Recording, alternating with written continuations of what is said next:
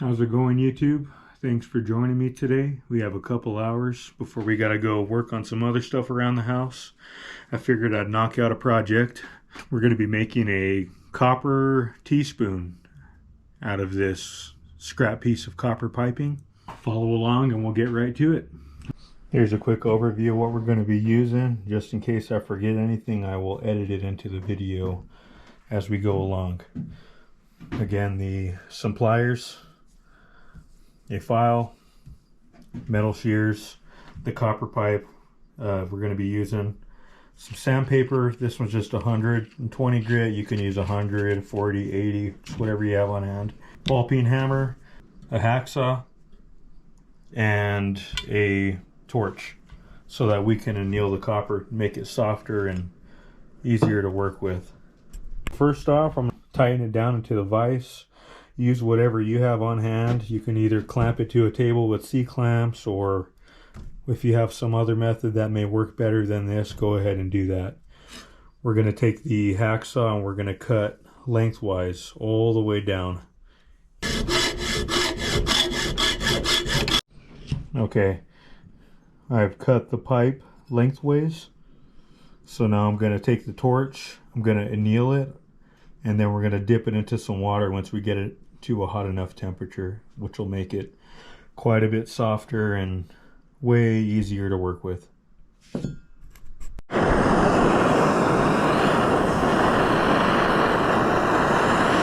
We now got the pipe hot enough. We're going to bring it in here and we're going to dunk it in some water. Alright, that'll do. Now that the copper pipe has been annealed, what I found works pretty well is if I have one pair of needle nose pliers on the left side of the split, the other pair on the right, and I just roll my hands out, and that seems to split it open fairly easy. Once we get it open far enough, I'm going to place it on a hard flat surface and use the ball peen hammer and flatten it out the rest of the way. I have this little Harbor Freight anvil I've had for quite some time. You can get away with doing this if you have an old stump or a thick piece of metal lying around somewhere. You could use whatever you have on hand to flatten it out. I'll just be using this.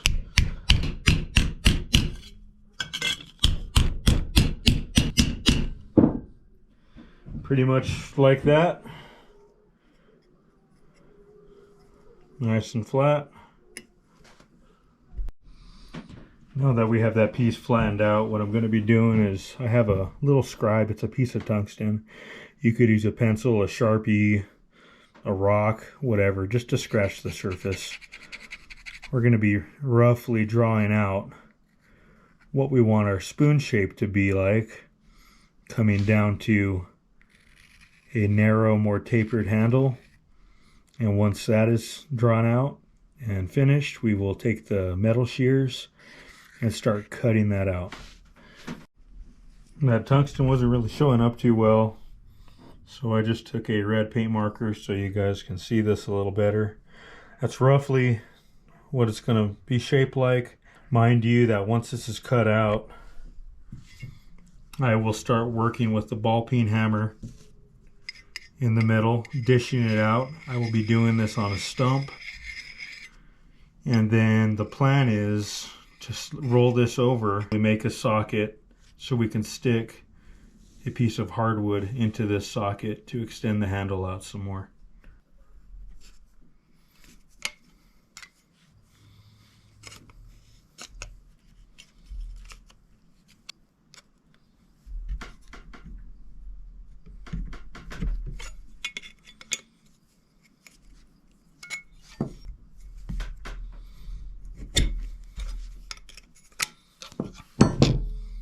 Alright, we got the rough shape cut out. Now a lot of the cleanup work, we're going to use that flat file and a little bit of sandpaper.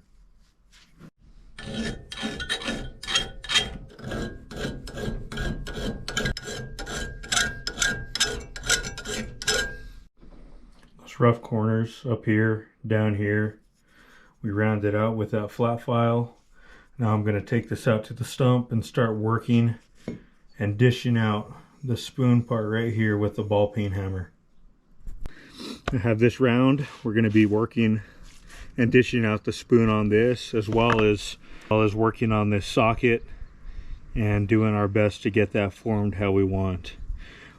Before you start dishing out your spoon, what I found helps when it comes to this part is if you pick a spot that you're going to be doing most of the work on, and you use the rounded part on your ball peen hammer, and you just roughly start denting in that area with the rounded part of your ball peen hammer. And we're going to be using that dented in area to dish out the spoon. Try to get it somewhat the shape that you would want the spoon to be. Okay, once we have that about to where we want it, we're going to start forming the spoon.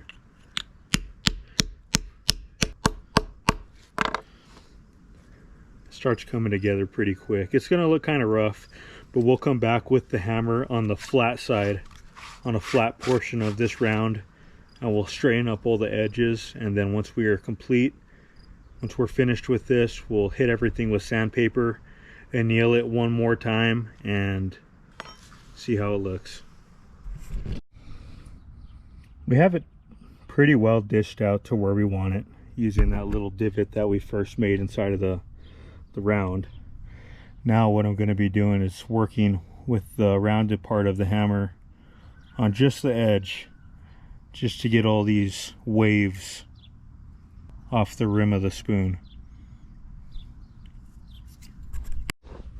We're going to be doing this on the flat part of the stump, so I'm just going to have it tipped up on edge, and I'm just going to be using the hammer and just slowly working around this spoon to straighten that out.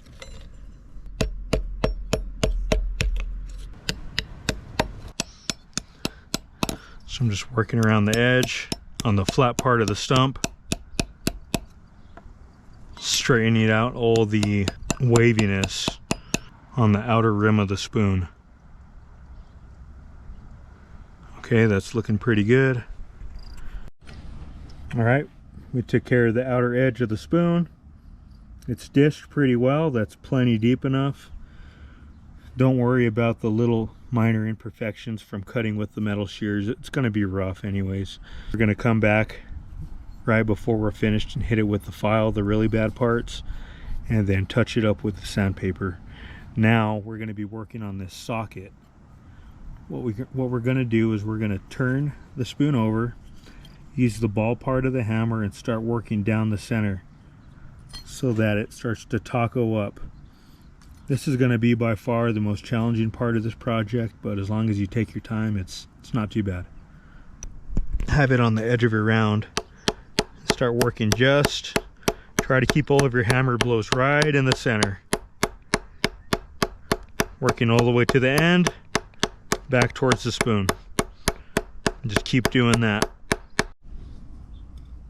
Now that it's starting to get more of a crescent shape on the back side, we're going to be working down instead of hammering down the middle. We're going to turn it towards the side, put it on the edge, using the flat part of the ball peen hammer this time. We're going to start coming in on the sides, getting it to slowly start tightening up until eventually we have both sides meet at a seam. This is what we have now. We're going to slowly keep on working this inward this way and this side inward this way until we have a tube with a seam running down. We just about have the socket formed.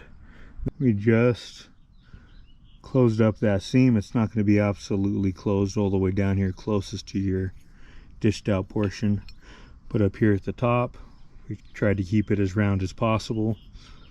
And now it's ready for finish up file work on the outside and some sanding. Now I'm just cleaning up all the rough edges with my 120 grit sandpaper.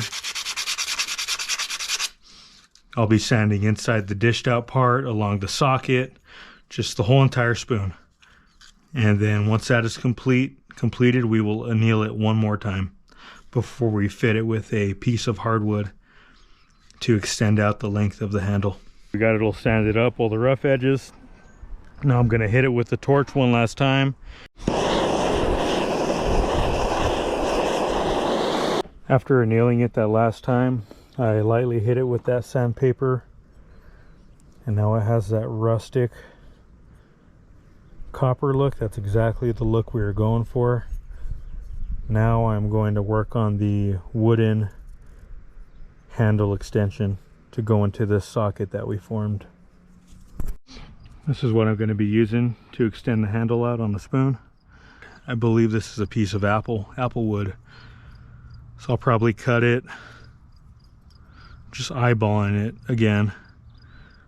Probably cut it about right there. Then I'll just use the sandpaper or my pocket knife and start to whittle it to the shape that I want.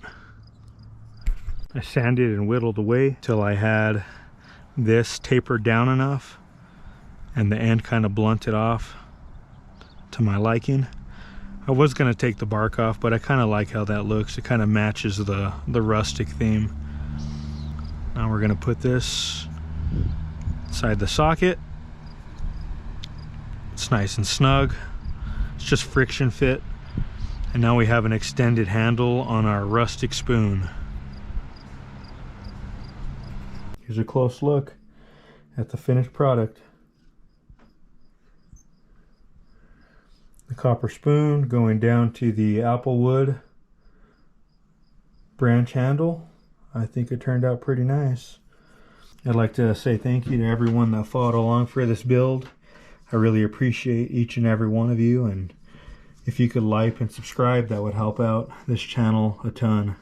We're just starting out. I plan on having many more projects to come. Thank you, and I'll see you on the next one. End of the video bonus. Just, you can be as creative as you want when you're making these recycled copper pipe spoons. I've done anything from a teaspoon to a coffee spoon, tablespoon, and then the one we worked on today.